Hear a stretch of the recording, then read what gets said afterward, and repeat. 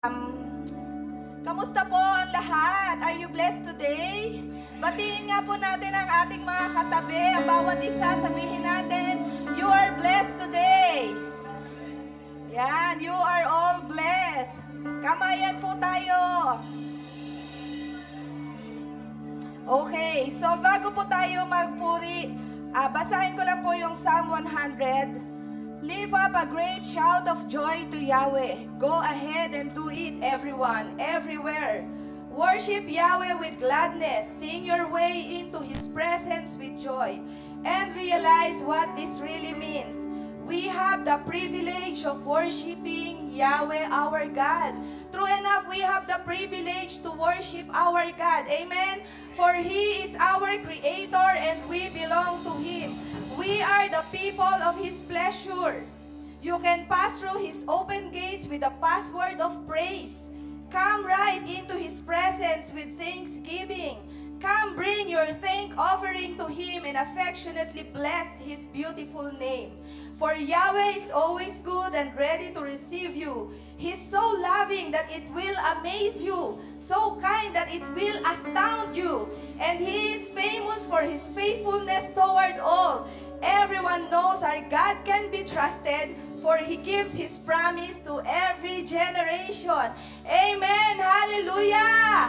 Sige, Lord, we praise you, Lord God, today. We give you all the praises and honor. You are our great God. You are our King. You are so good. We praise you in Jesus' name. Amen! So are we all ready to give praise, church? Amen?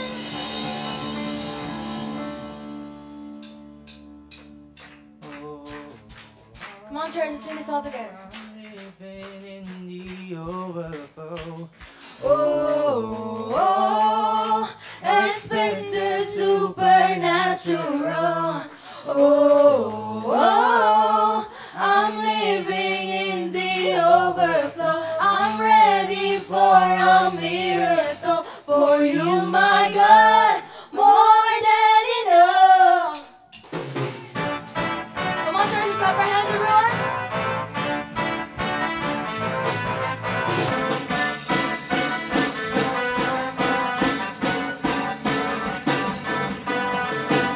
So full of your favor, so full of your love, your goodness runs over, your promise is pouring over me eternally.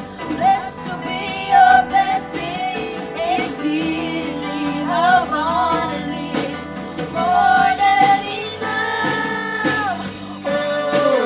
Oh, I'm living in the overflow. Expect the supernatural.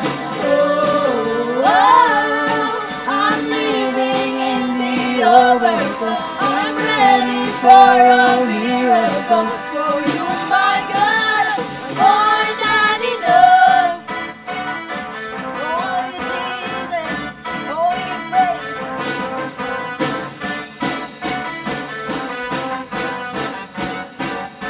Oh, so full of your favor, so full of your love, your goodness runs over, your promise is pouring over me eternally. Blessed to be a blessing, exceeding abundantly, more than enough, more than enough.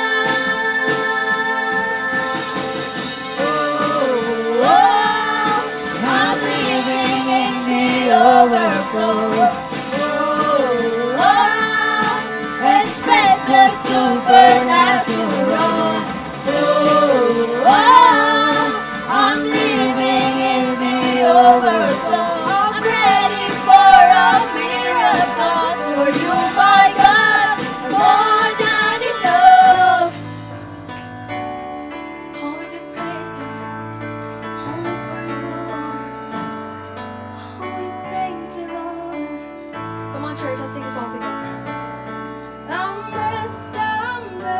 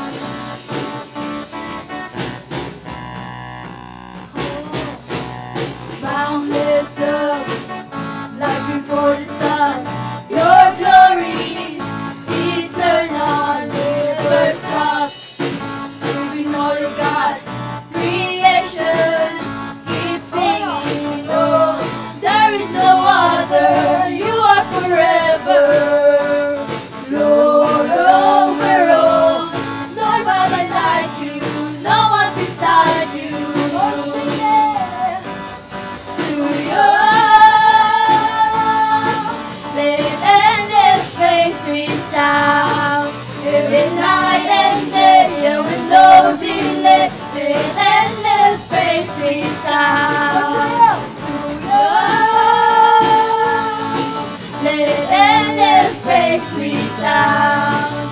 Every night and day, and with no delay, let endless praise resound.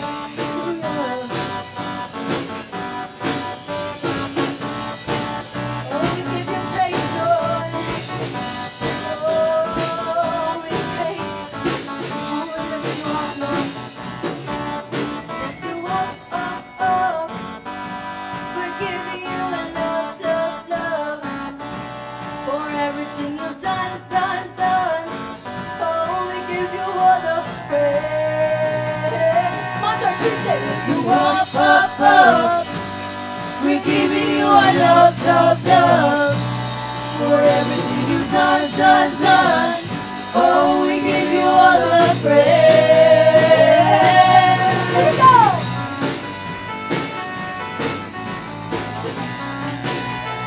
Oh, thank you, Jesus. Oh, give praise, oh Lord. Oh, to you. Let endless praise resound. Every night and day, and with no delay, let endless praise resound. To you. Let endless praise resound. Every night and day, and with no delay, let endless praise resound. Oh, we give praise, oh Lord. Oh, thank you, Jesus.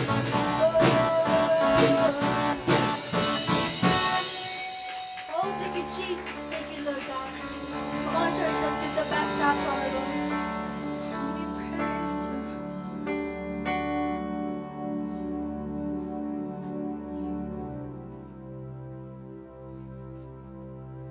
We continue to worship you, Lord God. And we give this song, Lord God. We offer this song all for you, Lord Jesus. To the God of all gods, to the King of all kings, Lord Jesus. It's only you. Oh, we worship you, Jesus.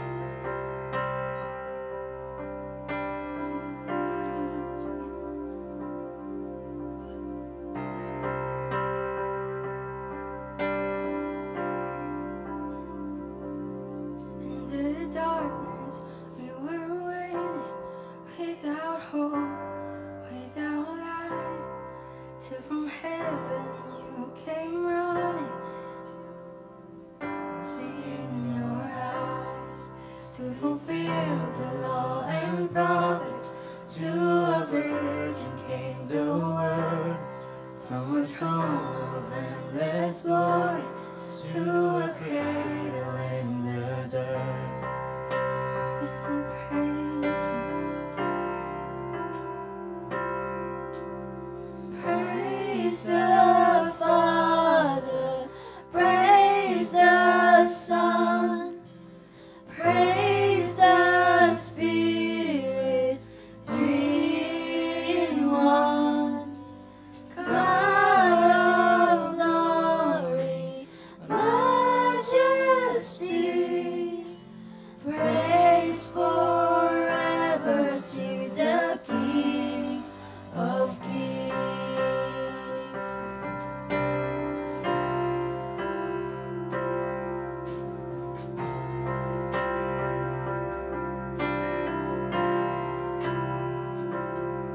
To reveal the kingdom coming, and to reconcile the lost, to redeem the whole creation.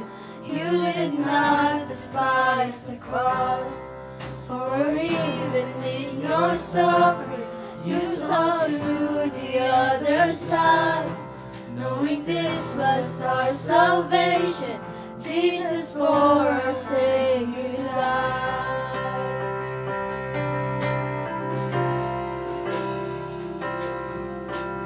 Praise the Father, praise the Son, praise the Spirit, three in one.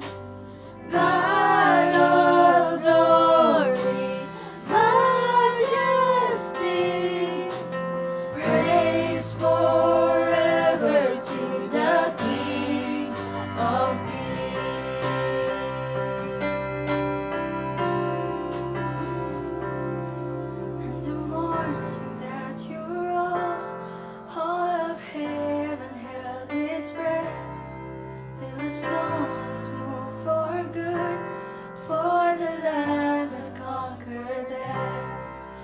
The dead rose from their tombs, and the angels stood in awe. For the souls of all who come to the Father are restored. And the Church of Christ was born, and the Spirit without flame. Now this gospel true of all shall not be, shall not fade. For His blood and in His name, in His freedom I am free. For the love of Jesus Christ, who was resurrected me. Oh, we give praise the Lord.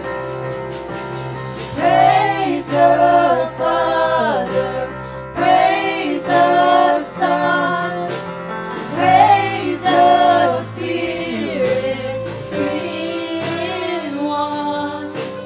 God of glory, majesty,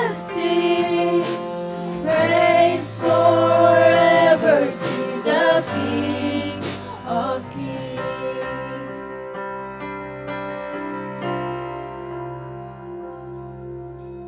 Praise the Father, praise the Son. Come on, church. Praise the Spirit.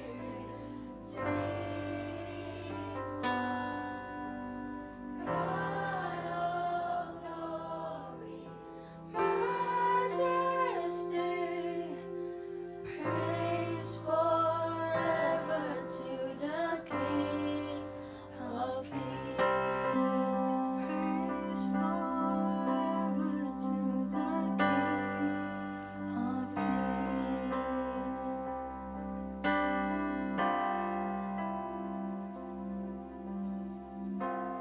Oh, thank you, Lord God. We worship you, Jesus.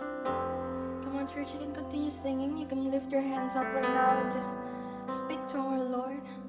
You can speak in tongues, you can dance, you can shout, you can continue singing. Sing what you want to say then. Oh, thank you, Jesus. Thank you, Lord God. Oh, we worship you, Jesus. Just feel the presence of the Lord in this place. Oh, we worship you, Lord God.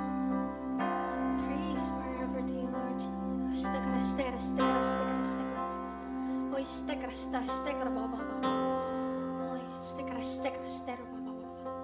Oh, we thank you, Jesus. We thank you, Lord God. Oh, we worship you, Lord Jesus.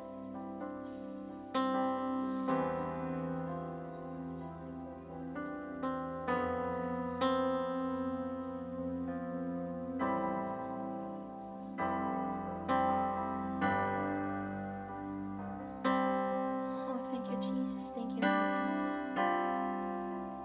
Thank you, Lord God, for this day, Lord God, that you've given to us, Lord God. Thank you po, Lord God, for all of the blessings, Lord God, for all of the life, Lord God. Sa lahat po ng ginawa niyo po, Lord God, para sa ikabubuti po namin, Lord God. Thank you po, Lord God, dahil never po kami nakaranas ng pagkukulang, Lord God. We always feel contentment in our hearts, Lord God.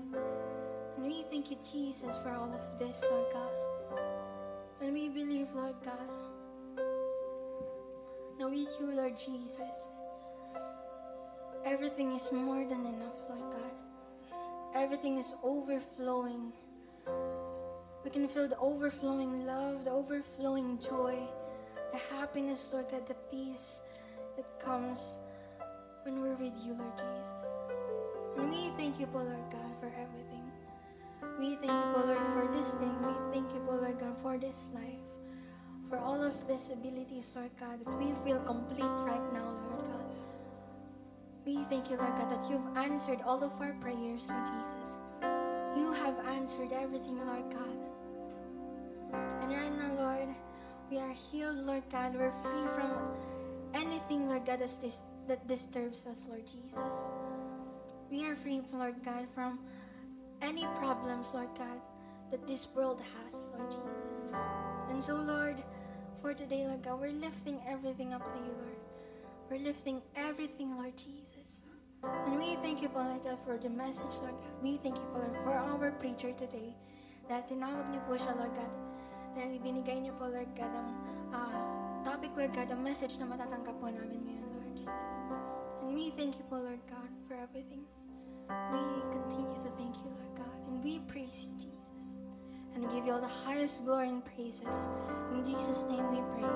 Amen and amen.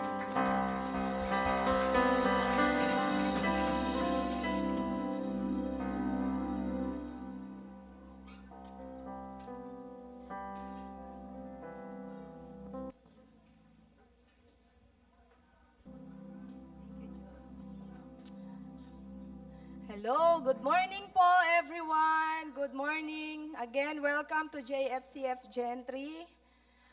Okay, so how's our praise and worship? Did you enjoy the praise and worship? Amen. So kamusta po ang lahat?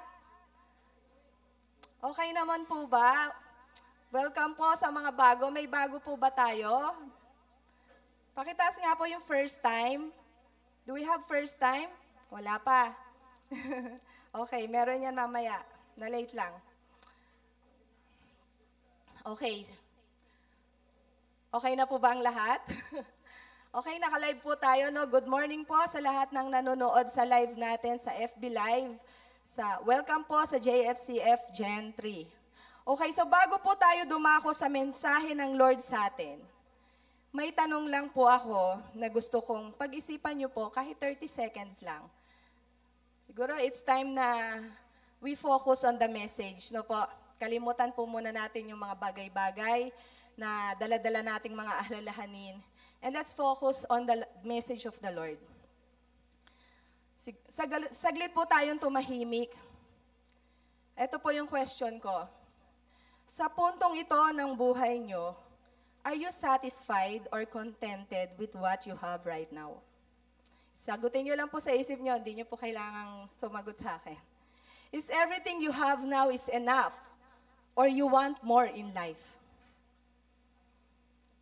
Kung sa tingin nyo po, ano man ang meron kayo ngayon ay hindi pa sapat, sa tingin nyo po, ano pa ang kulang? Di po, pag-isipan po natin yung mga tanong na yon. And meditate po natin, sagutin po natin sa sarili natin.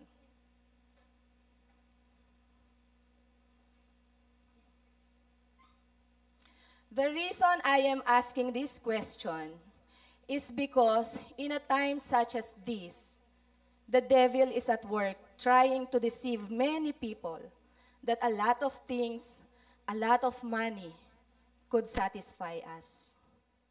Ibubulong po ng devil sa isipan natin na we don't have enough yet. Marami pa ang kulang sa buhay natin.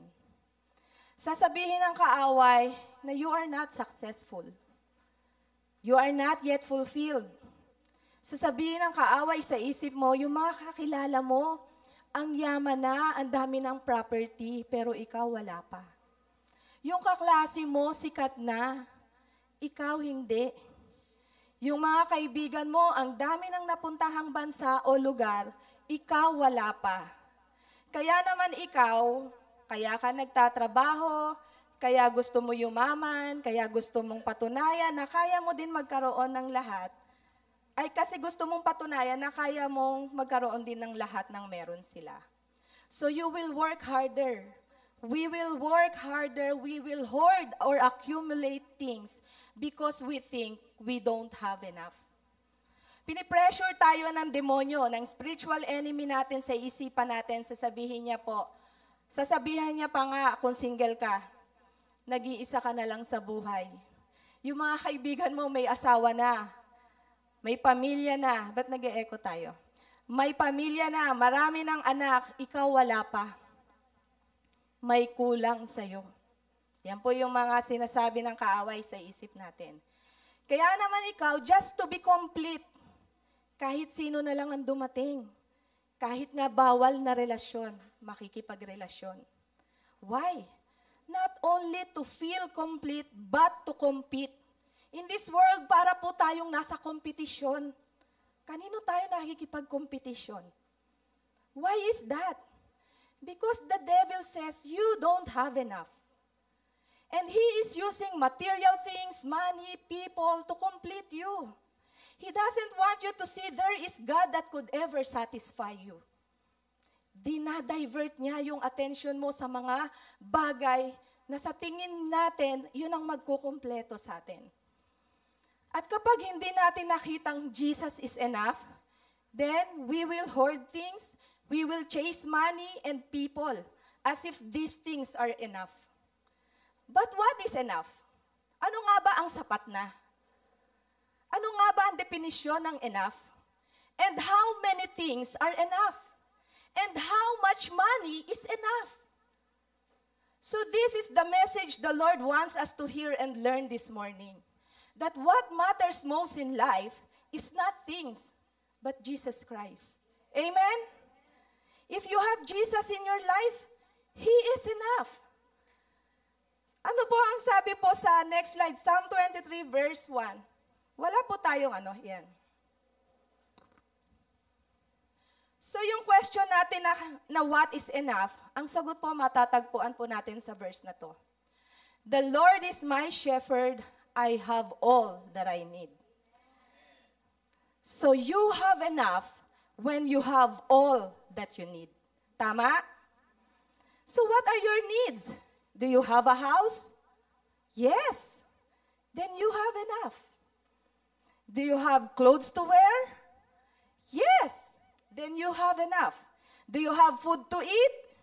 Yes. Then you have enough. And most importantly, do you have Jesus in your life? Amen. Then you have all that you need. You have enough. So sabay-sabay po nating sabihin, i-declare po natin ito, parinig natin sa kaaway. Sabay-sabay po nating sabihin, the Lord is my shepherd, I have all that I need. Sabihin nyo din po, the Lord is my shepherd, I have enough. Amen. So wala pong kulang sa atin if we have Jesus in our lives. Next slide. Ecclesiastes 4 verse 4 to 6. I have also learned why people work so hard to succeed. It is because they envy the things their neighbors have. But it is useless. It is like chasing the wind. It is better to have only a little with peace of mind than be busy all the time with both hands trying to catch the wind. Alam niyo po, ang Ecclesiastes po, ang author po nito ay si King Solomon. At siya po, isinulat niya po ang Ecclesiastes sa panahong matandang-matanda na siya at malapit na yung oras niya. So, sinulat niya po ito bilang siya ay isang matanda na tumagal ng mabuhay sa mundo.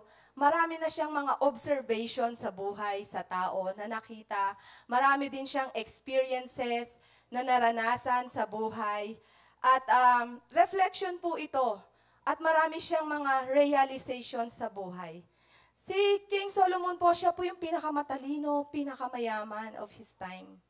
Pero sinasabi niya in the beginning of the chapters of Ecclesiastes na parang negative ang pagkakasulat, na everything is useless, everything is meaningless, walang kabuluhan, ang yaman, ang lahat ng pagpapagal, walang kabuluhan. Pero at the end of the book of Ecclesiastes, sinabi niya po na ang mahalaga sa buhay is that you have God in your life and that you enjoy your life. You quit hoarding things, quit keeping money na halos, kaya sabi dito, it is better to have only a little. Sa Tagalog po, ang sabi po dyan, ang sinabi po kasi sa Tagalog yun, mabuti pa ang isang kamay lang, na better daw po yung handful lang ang meron tayo kaysa yung dalawang kamay. Kasi di ba pagka dalawang kamay na, natatapon na eh. Di ba? So maganda kung isang kamay lang, so ibig sabihin, yung meron ka lang sapat na kailangan mo, and then meron kang time to give, time to fellowship, time to talk, time to, alam mo yun, tap the shoulder of your brethren, palakasin ang loob. So ito po yun. Pero sa verse 6, ang sabi niya, it is better to have only a little with peace of mind than be busy all the time with both hands. Kasi sa dami po ng gusto nating makuha sa mundong ito, wala namang kapayapaan na ang puso natin at isip. Ang tindi ng stress, kahahabol natin sa mga bagay sa mundong ito. Dahil nga feeling nating mga tao, kulang pa kung anong meron tayo. Hindi pa tayo mayaman, kaya naman kung ano-anong racket, kung ano-anong sideline ang ginagawa natin. Pero para bang sa kabila ng lahat ay parang kulang pa rin ang effort natin. Ang dami na nating sideline, kulang pa rin ang pera natin. Diba? Ito testimony po nung bago pa lang kami nagsasama ng asawa ko. Napakasipag. Akala ko po siguro po napakasipag lang po talaga ng asawa ko na kahit may clinic na siya, ang dami niya pinapasok na racket.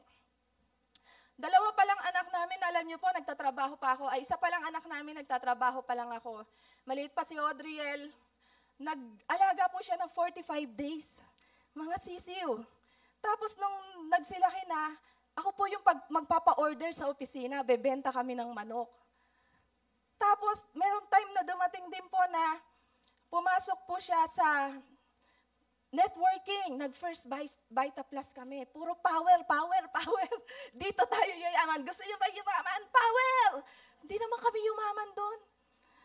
Oh, di ba? Hindi ko po kayo dinidiscourage na sumali kayo sa networking, pero pinasok din po namin yon. Alam niyo po, dumadating si daddy ng bahay, 12:00 hating gabi, 1:00, katoto, kare-recruit.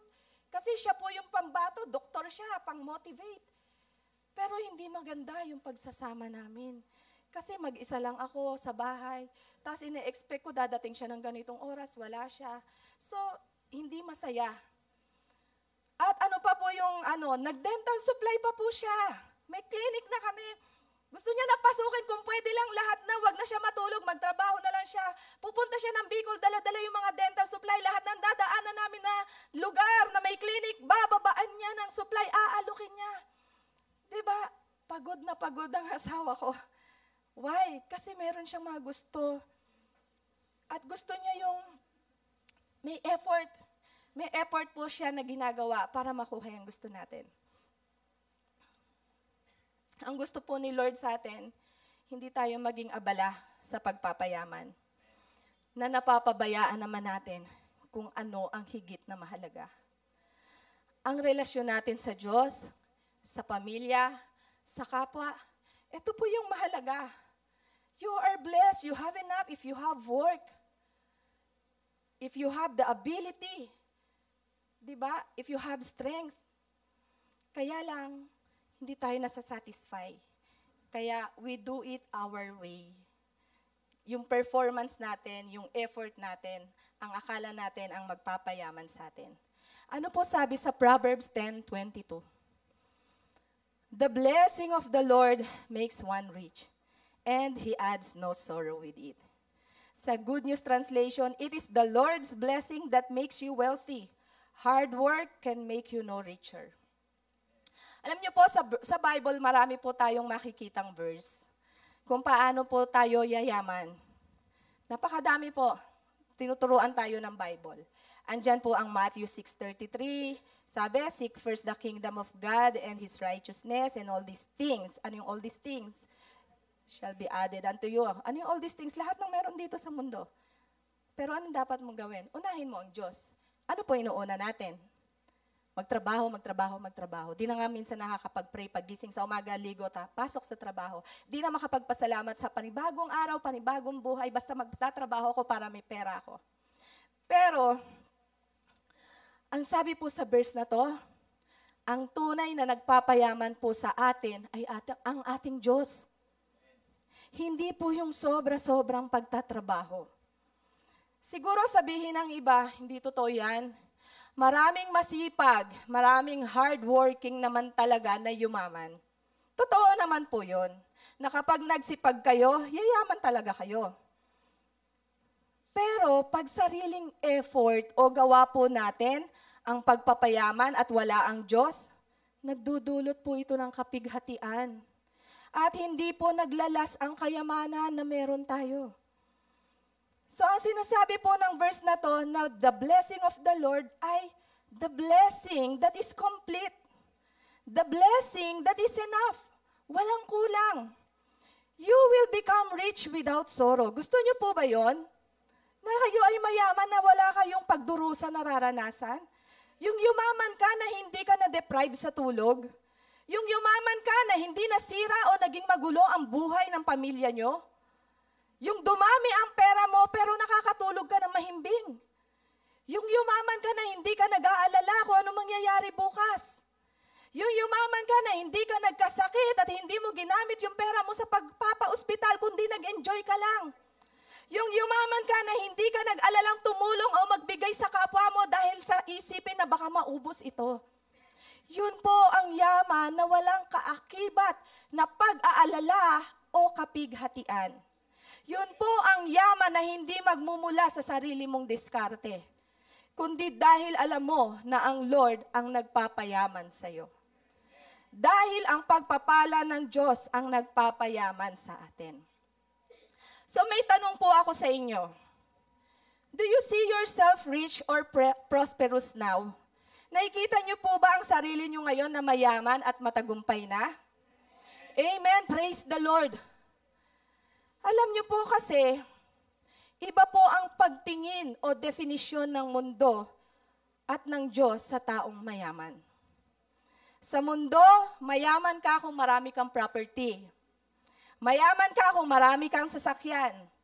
May malaki kang bahay, marami kang alahas, may signatures bag ka, signature clothes. May bilyon-bilyon kang pera, may title ka, isa kang abogado, isa kang doktor, isa kang kilalang negosyante. Yan po ang definisyon ng yaman sa mundo. Pero alam niyo po sa Diyos, iba po ang tingin ng Diyos sa taong mayaman. Basahin po natin ang Genesis chapter 39 verse 2. But the Lord was with Joseph, and he, though a slave, was a successful and prosperous man. And he was in the house of his master, the Egyptian. Malinaw na sinabi si Joseph ay isang alipin. But he was a successful and prosperous man. Nakakulong nga po si Joseph eh. Wala nga po siyang sariling bahay. Nakatira siya sa bahay daw ng master niya na Egyptian. Pero paano sinabi ng Diyos na siya ay mayaman? Because the Lord was with him. Is the Lord in you? Then you are rich and prosperous. Kaya pag may tumayo dito at sinabing mayaman kayo, kahit po 1,000 lang ang laman ng pera nyo sa bulsa, 100, o kahit nga wala pang laman, mayaman po kayo. Amen! Yun po ang totoong yaman. You have Jesus in your life. Diba? So tanggapin nyo po yung sinasabi, it is the blessing of the Lord. Yung salitang binigkas ng Panginoon ang nagpayaman sa inyo. Okay? So if we could only realize that our true riches is our relationship with God, hindi tayo maiinggit sa iba. Hindi tayo malulungkot, hindi tayo makikipag-compete, at hindi po tayo mai-insecure. Amen? For as long as we realize that we have Jesus in our lives, we know that we shall not lack. May Diyos tayong magpo-provide ng kailangan at gusto natin. Amen. Ako nga po, ang ginagawa ko lang kay Lord, pag may gusto ko, Lord, hihingin ko lang. I don't have to work to have things. Papadaanin niya siguro kay Do kasi siya yung may trabaho. Pero there is one miracle that I really experienced and I'm so proud to share it. Nung humingi ako ng 100,000, binagsakan ako ng 100,000 ng Diyos. I don't know kanino niya pinadaan, sinong tao, but I receive it. So the Lord, true enough, will make us rich without sorrow, without toiling. Pero hindi ko po sinasabing maging tamad tayo at umasa na lang tayo sa humingi sa Lord. Of course, ayaw naman ng Lord ng tamad. But what I'm trying to say is that wag mong ibigay yung 100% mo sa katatrabaho, pero pagod ka at nagkakasakit ka. Amen? May Diyos tayo na pwede namang humingi. Okay, example, pag class reunion, di ba? Makikita mo mga klase mo, mga successful na, mayayaman na, may doktor na, ang dami ng mga property, paupahan, may resort, may rest house. Tapos sasabihin mo, buti pa siya. O ikaw may Panginoong Jesus ka, siya nga walang Panginoong Jesus, tapos ikaw pang nahili sa Kanya? What is happening in this world, di ba?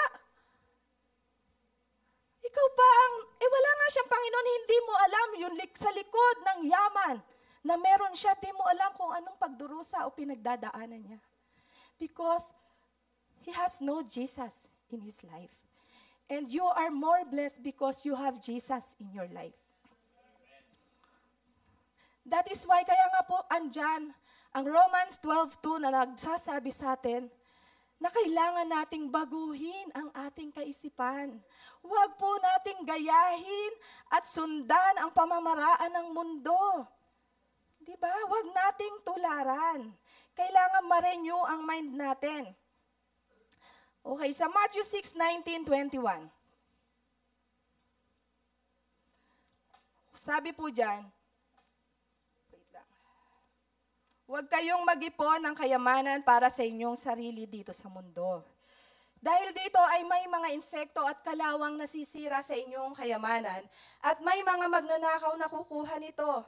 Sa halip, mag-ipon kayo ng kayamanan sa langit kung saan walang insekto at kalawang na naninira at walang nakakapasok na magnanakaw.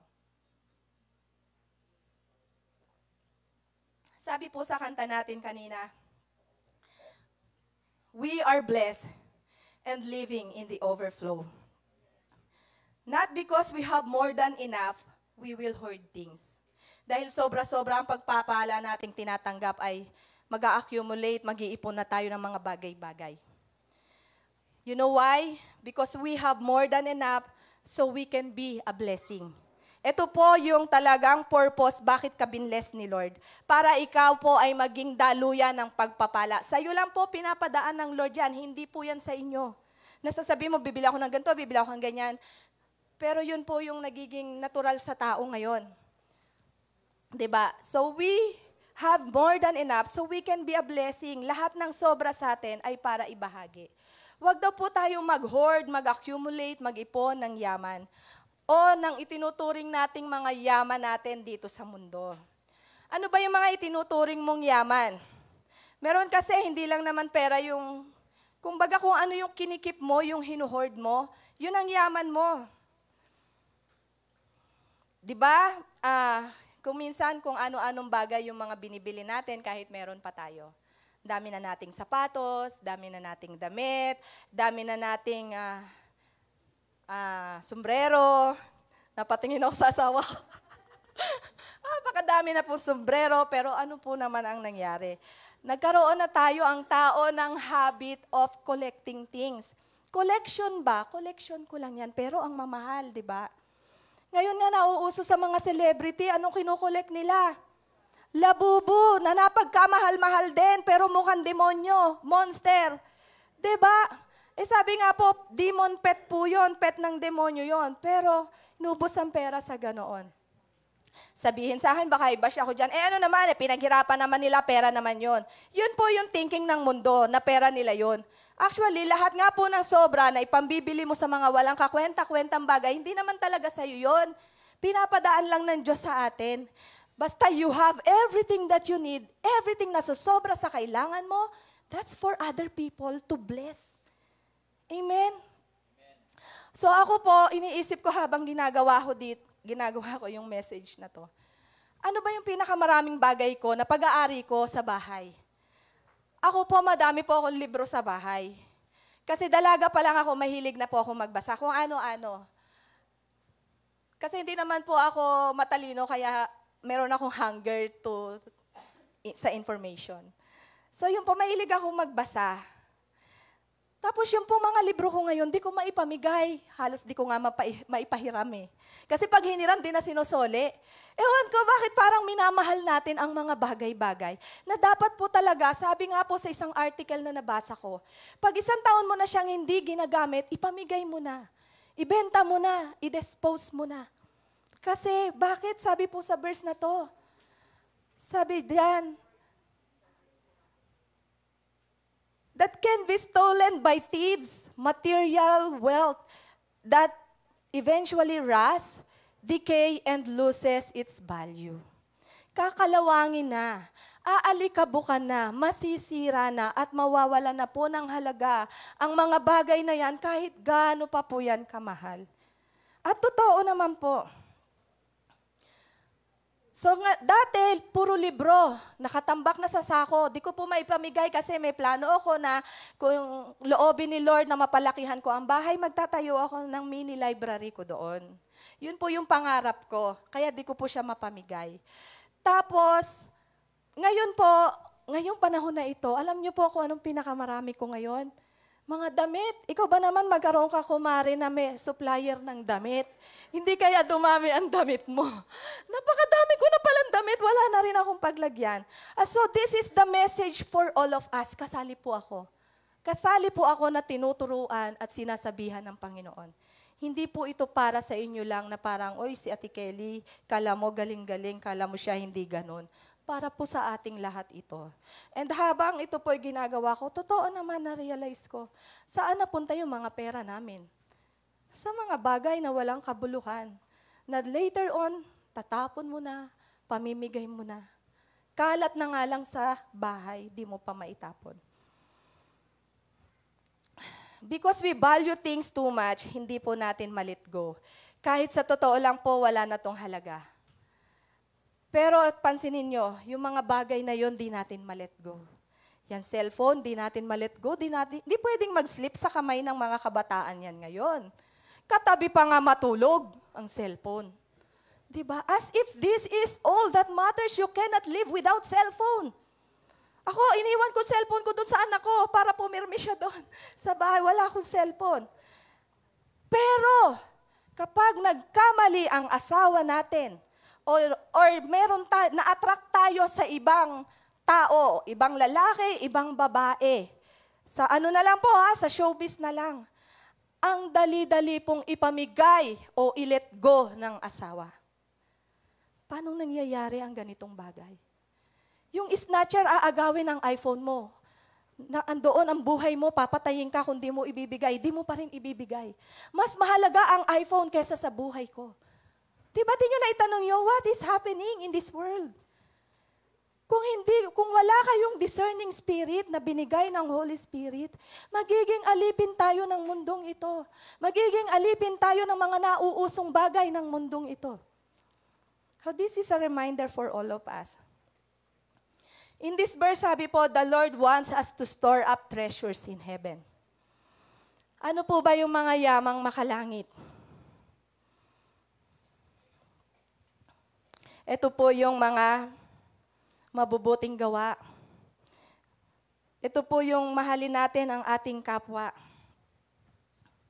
Ito po yung paggawa ng mabuti, pagbabahagi ng mabuting balita ng Panginoong Hesus sa Diyos, sa kapwa.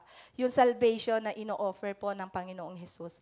Ito po yung dapat po nating ini-store up, iniipon sa langit. Ang ginagawa natin sa mundo. Kaya lang po ngayon, mas proud po tayo sa social media when we show off things like, I have a new iPhone, I have a new things, may bago akong bahay, and then let's put lang hashtag not to brag but to inspire. Minsan ganun po ako. Ako po yun, hindi po kayo. Ako po yun, ha? Pero okay lang naman yun, mga kapatid. Okay lang i-show off natin yung mga bagay na pinaghirapan natin, pinag-ipunan natin. Basta po ba hindi mo din ikinakahiya na i-share ang salita ng Diyos sa social media? Amen? Pwede ba natin pong gawin yon? Kung bawat isa po sa atin nagpo-post ng Bible verse, ng mabuting balita ng Panginoon, I believe we can change the world. Mababago po natin in our own little way. Kasi ang salita po ng Diyos makapangyarihan. You don't know who needs that verse. So hindi po tayo nagbabanal-banalan na mag-post ng Bible verse. Ako po kahit ano isipin nila sa akin, si Ate Kelly, post ng Bible verse, pero ganyan naman niya, masungit naman niya, mata. So who cares? God knows what's in my heart. God knows my intention. Amen. So wag tayong maging focus lagi sa sasabihin ng ibang tao. Focus tayo sa sasabihin ng Panginoong Jesus. Amen? Okay, so why Jesus is enough? Next verse. Next slide. Jesus is enough because He satisfies us with His love. Number 2, His grace is sufficient for us. And number 3, His sacrifice is of greatest price. Wow, ang galing. Kala ko matatagalan ako sa message ko. Okay, so Jesus satisfies us with His love.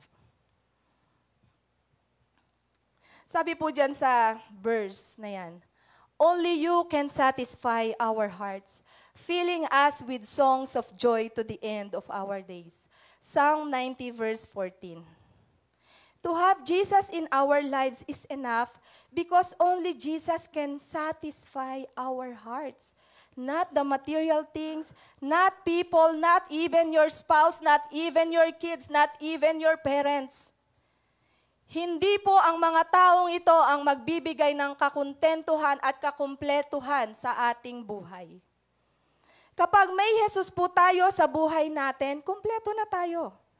We have enough. Ang mga tao sa paligid natin, ang mga anak natin, ang asawa natin, hindi po yan laging nasa tabi natin. Only the love of God will remain and stay with us. Kaya kung marirealize natin kung gaano tayo kamahal ng Diyos, we will never feel empty. Hindi na tayo hahanap ng taong magmamahal sa atin para sumaya kung single ka. Hindi ka nahahanap ng kung sino-sino para sa ikaliligaya mo. Nakita niyo po yung buhay ng mga artista. Ngayon, di ba, mayroong ngayong mga trending na hiwalay na sa ganito. Pero, nakailan ka ng boyfriend? Nakailan ka ng asawa? Iniwan ka paulit-ulit. Bakit ka nagpapaulit-ulit? Kasi hinahanap mo yung kaligayahan doon sa tao. Only the love of God can satisfy our hearts. Ilang artista sobrang sikat. Ang yaman-yaman, nasa kanya ang lahat ng bagay. May naalala ko noon, si Sarah Geronimo, di ba? Umiyak siya na bakit ang lungkot-lungkot niya. Pero nandun siya sa tugatog ng tagumpay. Sikat siya, mayaman siya. Kasi may kulang. But praise God, di ba, ngayon si Sarah ay may Panginoon na sa kanyang buhay. At masaya na siya. So yun po, because you are complete when you have Jesus. Kasi alam mong kasama mo ang Diyos, na kahit wala sa tabi mo ang asawa mo, you are secure with the love of God. Amen. You are never insecure. Next, Jesus' grace is sufficient for us.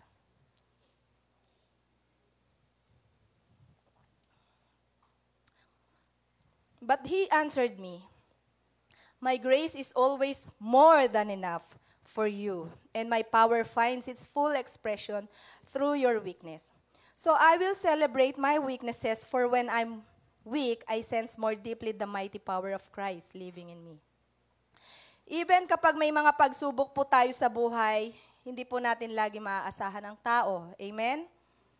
Hindi natin lagi maaasahan na andyan ang mga kaibigan natin, ang mga mahal sa buhay natin, na laging handang tumulong sa atin or laging nasa tabi natin.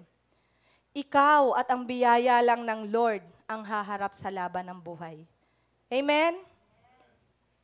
Dahil siya lang naman talaga ang maaasahan natin in times of our needs. Siya lang ang laging present kapag kailangan natin ng tulong. And personally, na-experience ko yan. Kaya hindi na po ako lagi nag-iisip ng tao na sino kaya ang masasabihan ko, sino kaya ang mahihingan ko ng tulong. Hindi na. Direkta na ako kay Lord. Everything I need. I have everything I need because the Lord is my shepherd.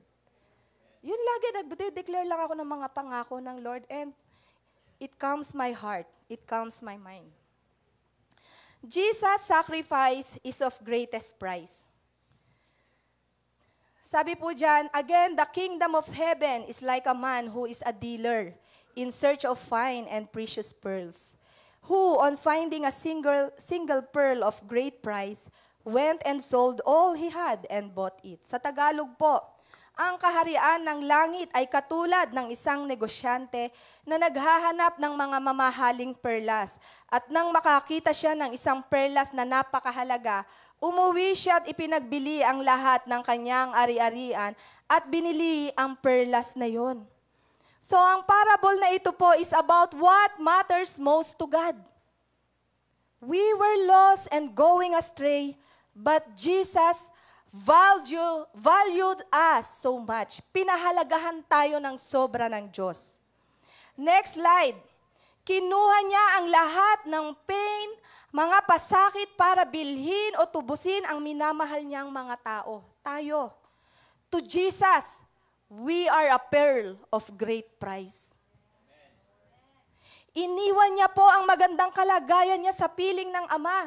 Kagaya sa parable na binasa natin, ibinenta ng isang negosyante ang lahat ng kanyang ari-arian para lamang sa isang mamahaling perlas. Christ was willing to give up everything, even His life, to buy us back, to redeem us for eternal life with the Father in heaven.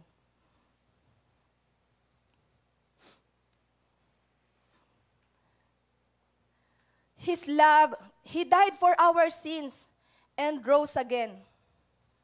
He is more than enough to forgive us, to save us, and to restore us. Jesus is enough sacrifice for us to have life and have it more abundantly. His love, His power, and His sacrifice is enough for us in this life. Ibinigay niya po ang kanyang buhay para sa atin. Ano pa kaya ang hindi niya kayang ibigay, mga kapatid? Do you hear me, mga kapatid? Naririnig niyo po ang sinasabi ng Panginoon. Ibinigay niya na ang lahat-lahat ng meron siya, ultimo buhay niya. Ano pang pangangailangan mo ang hindi niya kayang ibigay? Material things, gusto mo yan? Kayang ibigay ni Lord yan sa'yo. Pera o kayamanan, kasikatan, kayang ibigay ni Lord sa'yo. Binigay nga sa isa nating kapatid, di ba? Effortless, basta work, practice lang. Di ba? Kalooban po ng Lord na mayaman tayo. Hindi ko po sinasabing ayaw ni Lord ng masagana. Ayaw ni Lord ng sobra-sobra. Don't get me wrong. Kalooban po ni Lord na mayaman po tayo. Pero ang nais po ng ating Diyos ay makontento tayo. Kasi again, babalik tayo sa tanong na how much is enough? How many things are enough? Ganong karaming bagay pa ang ibibigay ng Lord sa iyo para makontento ka? We will never have joy in our life but only through the Lord Jesus. Kaya kung ano po ang estado ng buhay natin ngayon, simple lang, hindi ganong kayaman. Para sa tingin mo, parang salat ka sa maraming bagay. Meron namang katamtaman, meron namang mayamang-mayaman na in material things, sobra-sobra. Whatever state or positions you have in life, you have enough. You are blessed. You are rich. At ipagpasalamat po natin yon sa ating Panginoong Diyos. Amen. Next, sa Philippians 4:11-13, sabi po dyan, si Pablo po ito, no, Tagalog, maganda. Hindi ko sinasabi ito dahil nanghihingi ako ng tulong sa inyo. Sapagkat natutunan kong maging kontento anuman ang kalagayan ko. Marunong akong mamuhay sa hirap o ginhawa. Natutunan ko na ang lahat ng ito. Kaya maging anuman ang kalagayan ko, busog man o gutom, sagana o salat, kontento pa rin ako. Kaya kong harapin ang kahit anong kalagayan sa pamamagitan ng tulong ni Kristo na nagpapatatag sa akin. Kapag sinaliksik niyo po ang background ng buhay ni Apostle Paul bago niya ma-encounter ang Panginoong Jesus, siya po ay galing sa well-off na pamilya. So talagang kaya niya sinasabing, alam niya na kung ano ang pakiramdam ng sagana o salat dahil naranasan niya po yon. Siya po ay mayaman. Well-off ang family niya, nakapag-aral nga siya, di ba? Sabi nga, ano ba siya? Abogado. Di ba? At ang guru niya ay yung pinakamagaling, si Gamaliel. So kung hindi ka mayaman at ordinaryo ka lang, hindi ka makakapag-aral sa ganoon. Ang tatay niya po, ang family nila, meron silang business. They were making tents, sails, and leather items. Kaya po sabi niya dito sa Philippians, Natutunan niya ng maging kontento anuman ang kalagayan niya sa buhay. Kaya niyang mamuhay sa hirap o ginhawa. Sabi niya, natutunan ko na ang lahat ng ito. Busog man o gutom, may makain man siya o wala, o marami ang pagkain niya. Mayamang mayaman o walang wala, kontento pa rin siya. Tayo po ba pag may pera, kontento pa rin? Pag walang pera, kontento pa rin po ba tayo? O mainit ulo natin, awayan natin si Mister?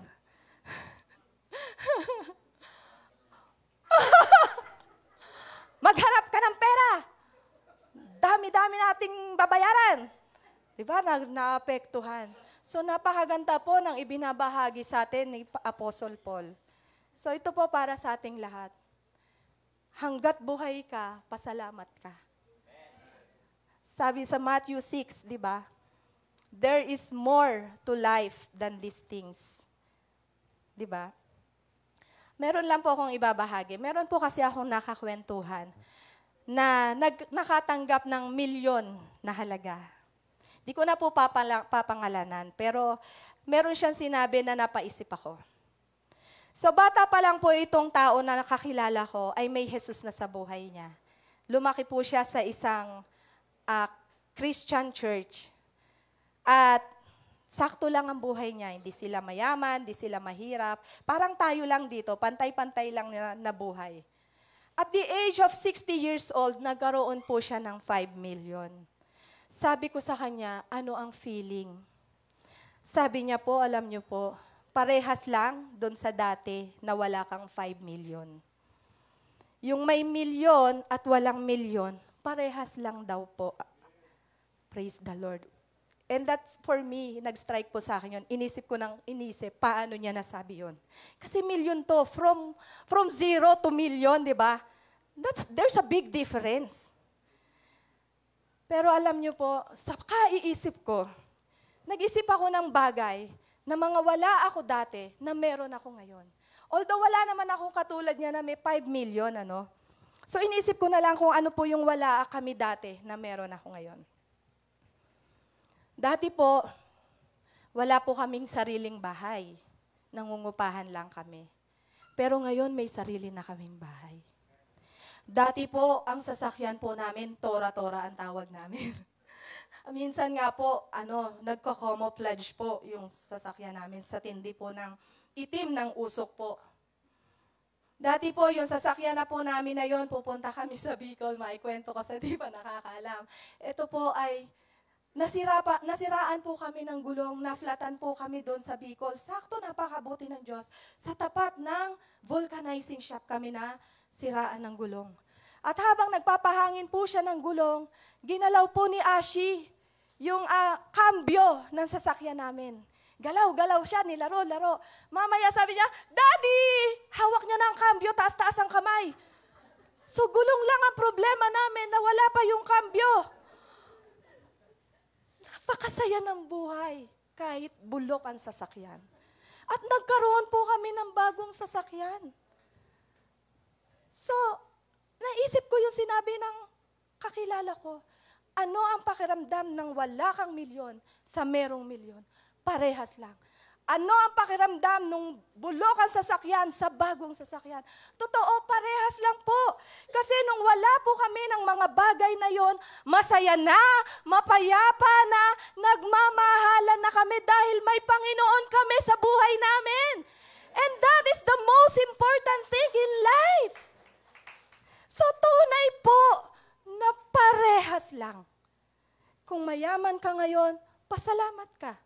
Kung hindi ka pa ganyan kayaman, gaya ng ine-expect pong yaman, pasalamat ka. Because we have Jesus in our life. Kaya I agree po doon sa sinabi ng kakilala ko na totoong parehas lang. Masyado po kasi para tayong mga tao, pag may milyon-milyon na tayo, parang this is the best thing that ever happened in my life. We are so proud.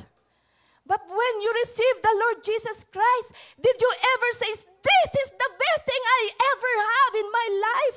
I am successful because I have Jesus in my life. I am rich because I have Jesus in my life. Alam niyo po sa bio ko sa Facebook, ang tagal ko ng bio yon. Ang nilagay ko doon, I am not successful of what I have in my life. But I am successful because I have Jesus in my life.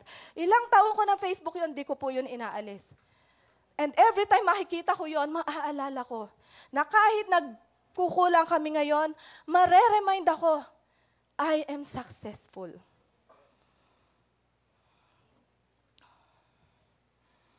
Ibig sabihin ba na pagparehas lang po yung pakiramdam doon sa wala at sa meron, ay parang hindi mo na pinahalagahan yung ibinigay sa'yo? Of course not. Of course, nagpasalamat yung kakilala ko. Of course, nagpasalamat ako at pinahalagahan ko ang tinanggap ko. Ang bottom line po kasi is, hindi ito ang pinaka sa Kanya. Hindi ito ang pinaka sa atin. Sapat na mayroon siyang Jesus sa buhay niya na hindi nauubusan. Yun po kasi ang isipin nyo, kung may Jesus ka, hindi mauubusan kayo. Yung pera nyo mauubos yan, gastahin nyo ng gastahin, umalis kayo ng umalis, mamasyal na mamasyal, huwag kang magtrabaho ka, may babayaran ka pa rin. Walang katapusan ng bayarin mauubos. Pero kung may Panginoong Jesus, who is the source of everything, hindi po tayo mauubusan. Kaya sapat na mga kapatid na may Panginoon kayo sa buhay nyo. Amen? Amen. 1 Timothy 6, verse 6 to 8. We're close. Kung sa bagay, ayan, sabi po uli ni Pablo, kung sa bagay, daig pa ng taong namumuhay ng banal at kontento na sa kalagayan ang mayaman. Ang totoo, wala tayong dinala sa mundong ito at wala rin tayong madadala pag alis natin dito. Kaya kung meron na tayong pagkain at damit, dapat na tayong makontento. Totoo naman We are just sojourners in this world. Tayo po ay dadaan lang sa mundong ito.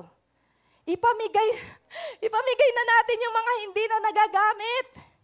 Kami, ang dami lagi ko sinasabi sa asawa ko, ilang taon na tayo dito, hindi nagagalaw, may ipis, may daga na, pamigay mo na.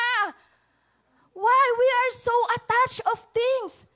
Hinayang na hinayang tayo, makakahinga ka ng maluwag pag walang sikip sa bahay. Diba? Nagdudulot din po kasi ng stress. Ilang taon na wala nang pakinabang yung pagkuha mo doon, sasabihin mo kailangan magagamit pa in the future. Pagkuha mo doon, di mo na yung magagamit. Diba? So again, uulitin ko po, kalooban ng Lord na sumagana tayo.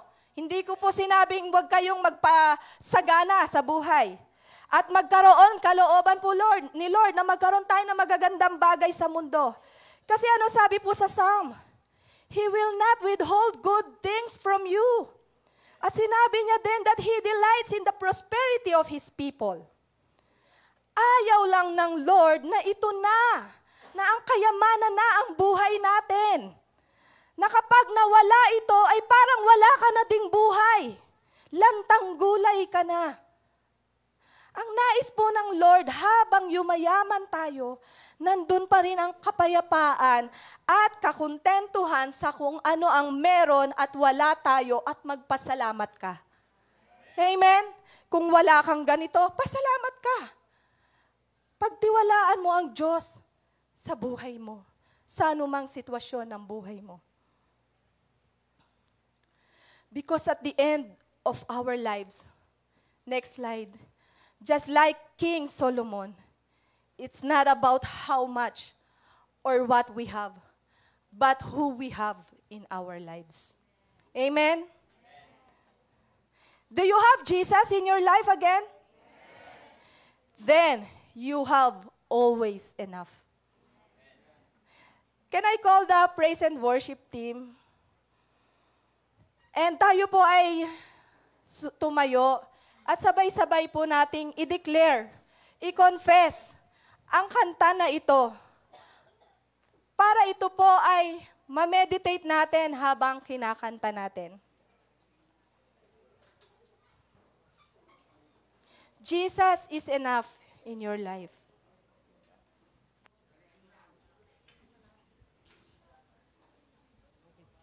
Thank you, Lord. Hallelujah. Oh, we praise you, Jesus. We thank you, Lord God. Hallelujah. Sige, let's sing first.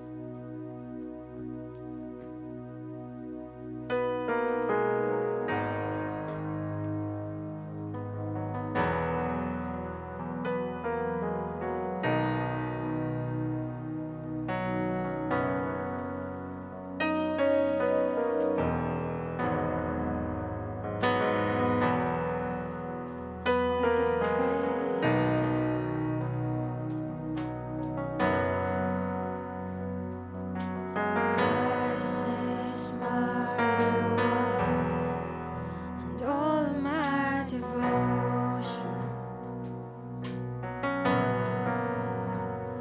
No, there's nothing in this world that can ever satisfy. Through every trial, my soul will sing, no turning back. I've been set free. Oh, Christ, Christ is enough for me. Christ is enough for me. Everything I need is in you.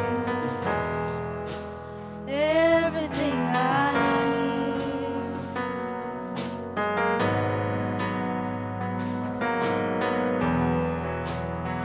I worship you, Jesus.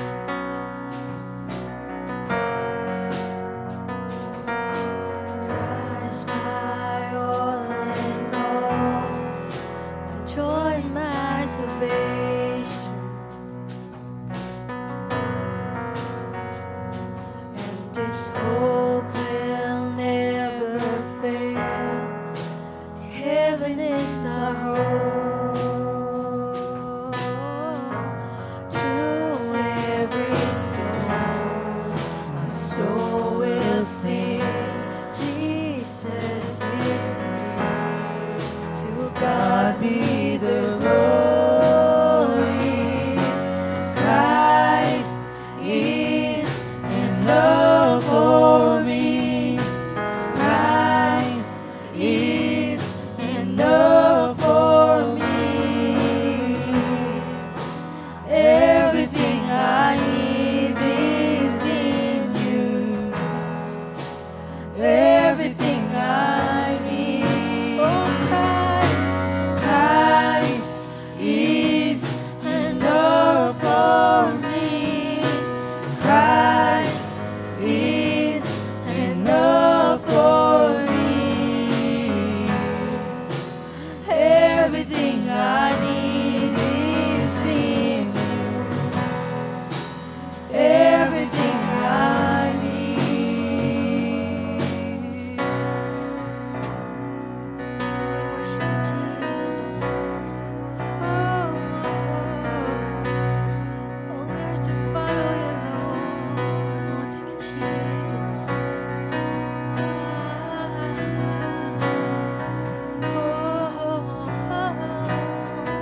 Thank you, Jesus. I have decided to follow Jesus. No turning back.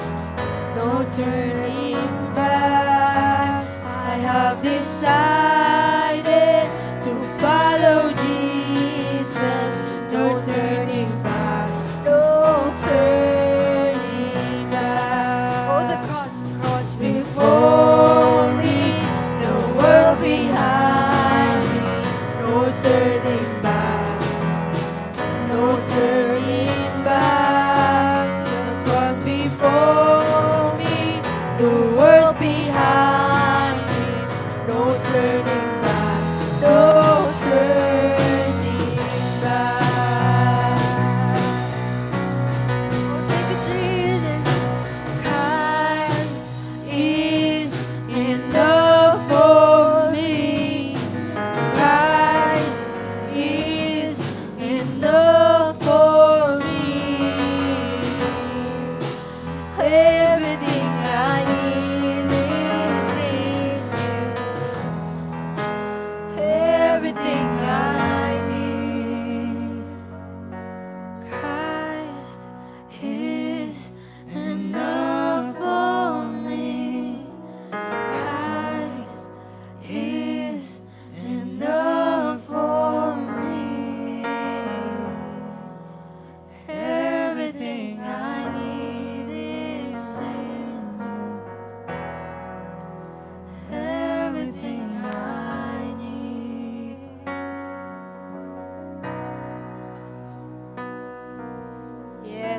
Hallelujah.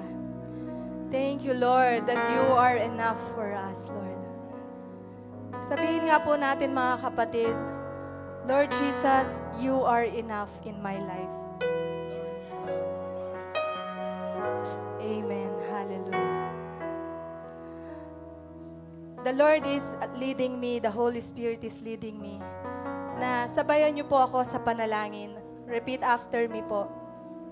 Na isuko po natin ang lahat ng nagmamataas na parang sila ang Diyos ng buhay natin. Lord Jesus, I surrender everything that I have right now. You are all that I need. Ikaw, Panginoon, ang aking Panginoon at Diyos ng aking buhay. Patuloy kang maghari sa aking buhay, Panginoong Jesus. Ikaw lamang ang sinasamba ko ngayon at kailanpaman. Ituwid mo po ang aking puso, na ang lakaran ko ay ang kalooban mo. At hindi ko habulin ang mga bagay-bagay dito sa mundo. Lord Jesus, you are enough. Sige, ako na lang po. Lord, thank you so much. Tunay nga po, you are our shepherd. We have all that we need. We will not lack, Father God. Ikaw ang aming mabuting pastol na nagbibigay ng lahat ng kailangan namin dito sa mundo. Kaya hindi po magkukulang kami sa lahat ng bagay at walang kulang sa amin, Panginoon. Thank you, Lord God. I pray for my brethren, Father God, that they may continually renew their mind by your word, O God. That may we continually be reminded by your word, O God, what is the most important in our life.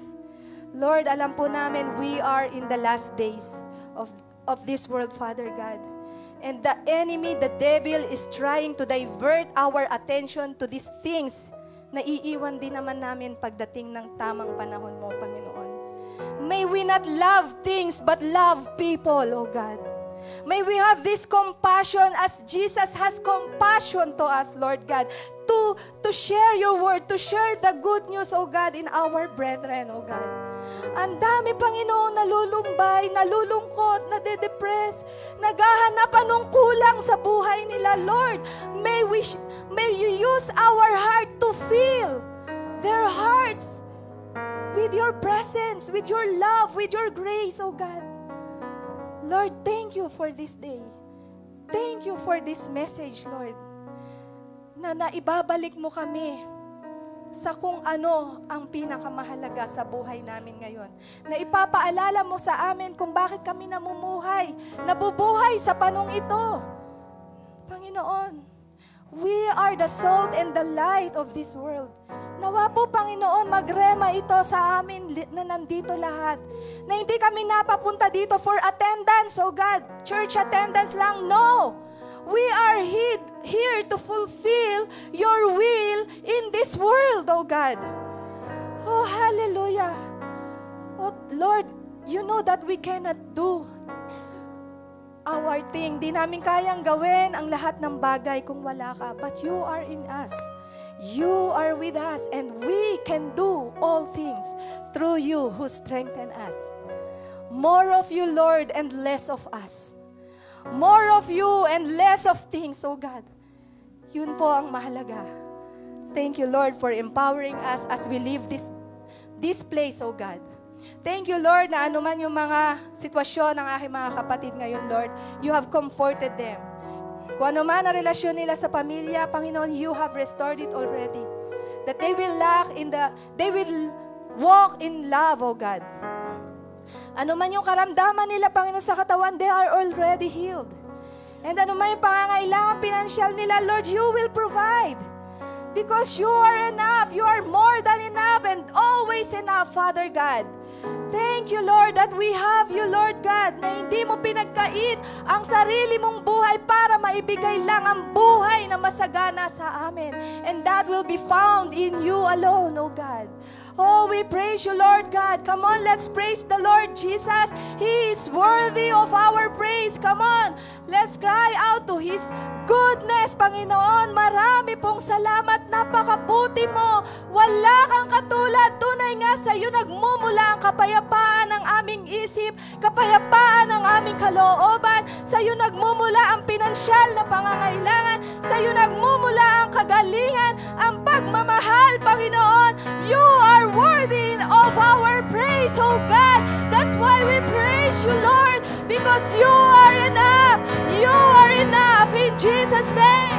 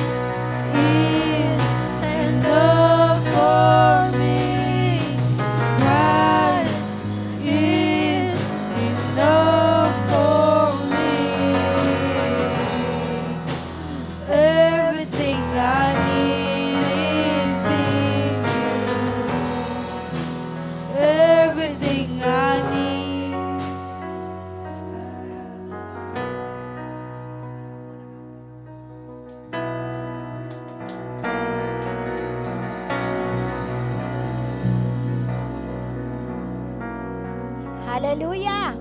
Amen! Christ is enough for us. Talaga naman pong yan ay totoong-totoo sa buhay ng bawat isa sa atin.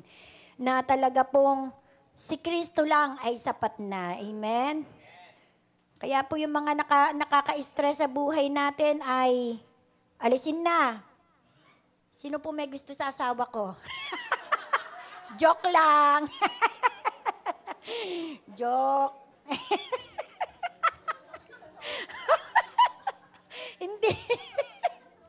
Hindi po. Gusto ko lang magkaroon lang ng konting kasiyahan tayo. Maganda po ang mensahe at ito pong binigay sa akin ng Panginoon ay mayroon pong kahalintula dito sa sa mensahe ng ating kapatid. Dito matatagpuan po sa 1 Kings 17, 8, 9, 12, and 15. Ito po ay isang kwento. Kung maalala nyo po na inutusan ng Panginoon ang isang babaeng bao na pumunta si Elias upang kanyang pakainin. Marami po sigurong nakakaalam nito, pero ganun pa man ay babasahin ko po. Ang sabi rito, at kanyang sinabi, sabi ng Panginoon, ang Panginoon mong Diyos ay buhay. Ito pala. At ang salita ng Panginoon ay dumating sa kanya na sinasabi, ikaw ay bumangon, pumaroon ka sa Sarepta na nauukol sa Sidon, at tumahan ka roon, narito, aking inutusan ang isang baong babae roon na pakainin ka. At kanyang sinabi, ang Panginoong mong Diyos ay buhay. Ito po ang sabi ng babae, ako'y wala kahit munting tinapay, kundi isang dakot na harina sa gusi at kaunting langis sa banga. At narito ako ay namumulot ng 2 patpat upang ako'y pumasok at ihanda sa akin at aking anak, upang aming makain. At pagkatapos nito, mamamatay na kami, sabi ng babae. Sapagkat ganito ang sabi ng Panginoon ng Diyos na Israel, ang gusi ng harina ay hindi makukulangan o ang banga ng langisman ay mababawasan hanggang sa araw na magpaulan ng Panginoon sa ibabaw ng lupa. At siya yumaon at ginawa ang ayon sa sabi ni Elias at kumain ang babae at siya at ang kanyang sambahayan na maraming araw. Ang gusi ng harina ay hindi nakulangan o ang banga ng langisman ay hindi nabawasan ayon sa salita ng Panginoon na kanyang sinalita sa pamamagitan ni Elias. Amen. Apakaganda at simple lang ang mensahe. Sabing ganon, little becomes much when you place it in the master's hand. Diba? Yung maliit, sapat lang, wala na, konti na lang, isang dakot lang. Pero sinunod niya yung sinasabi ng Panginoon na ibigay mo. Ibigay mo sa aking lingkod. At mararanasan mo ang himala na kailanman hindi ka magkukulang. Kaya po sino man sa atin ngayon ang may kakulangan, hindi po ito second service, pero nakakatuwa lang na talagang ang Diyos natin ay proven and tested na. Na kailanman hindi tayo pinagkulang, kailanman hindi nabawasan, kailanman hindi ka mamamatay sa gutom, lalo na't kung ikaw ay naglilingkod at may pagkakilala sa Diyos. Amen po ba? Dahil talagang sapat na ang mga salita ng Diyos na ating nababasa, na atin pong naririnig. Kaya po talagang makinig lang tayo ng makinig ng salita ng Diyos dahil yan ay kayamanan. Na parang isang kayamanan na habang pinakikinggan mo ay para kang humuhukay ng kayamanan dito sa lupa. Dahil yan po ang tunay na kayamanan, ang salita ng Diyos at ang pagbibigay sa Panginoon. Hindi ka kailanman magkukulang, hindi ka kailanman pababayaan ng Diyos. Kaya ngayong umaga, anuman po ang meron tayo, kapatid, I challenge you, may pangangailangan ka, sapat lang at konti lang ang nasa kamay mo, ibigay mo sa Panginoon at ito'y dadami. Amen. Magmumultiply po ang anumang ipinagkakatiwala ng Panginoon kung ito po ay inilalagay natin sa tamang lugar at sa tamang paraan. Amen po. Hallelujah. Sige po, tayo ay manalangin para sa ating pong mga dalahin sa ating offering. Una po, pagka po tayo lumabas, papasok po tayo sa gitna, pwede po tayong lumabas sa mga gilid. Doon po, para hindi na tayo sa gitna. Amen. Sige po. Manalangin po tayo. Panginoong Diyos, sa umagang ito, nagpupuri, nagpapasalamat kami sa magandang paalalang muli na ibinigay mo sa amin at pinarinig, Panginoon. Natunay na ikaw lang ay sapat na upang kami, Panginoon, ay mabuhay na may kasaganaan, may kasiyahan, may contentment sa buhay na ito, Panginoon. Dahil talaga pong kung dito kami titingin sa mundo, lulubog kami, Panginoon, at mawawala ang aming mga pag-asa.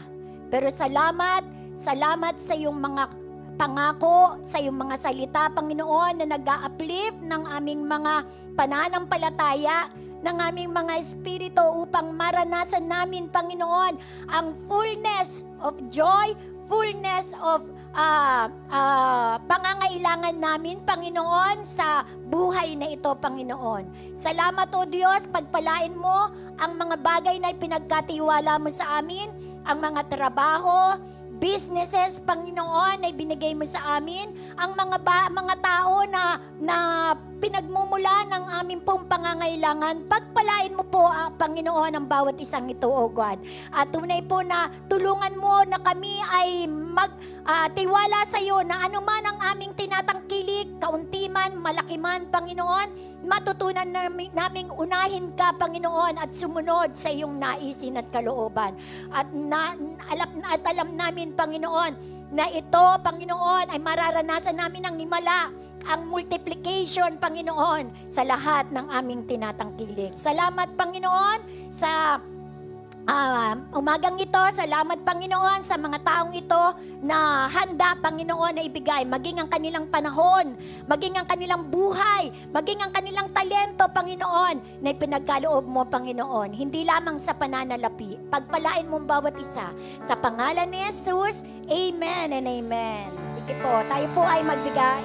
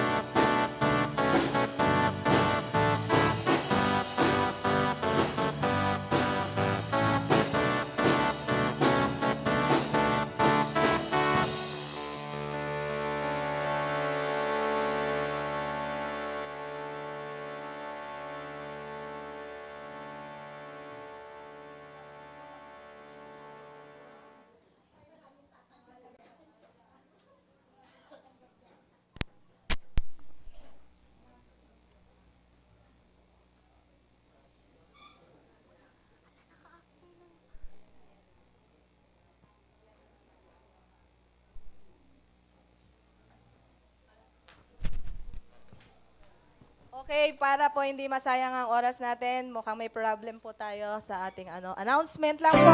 Meron po tayong gaganaping ano ba 'yon? Gift giving para po sa Bicol po. November 29 po to December 1, kung kayo po ay nililid ng Lord na magbahagi para po sa ating gift giving sa Bicol, you can approach Ate Tere and give whatever it is that is leading you. At pwede po rin kayong sumama.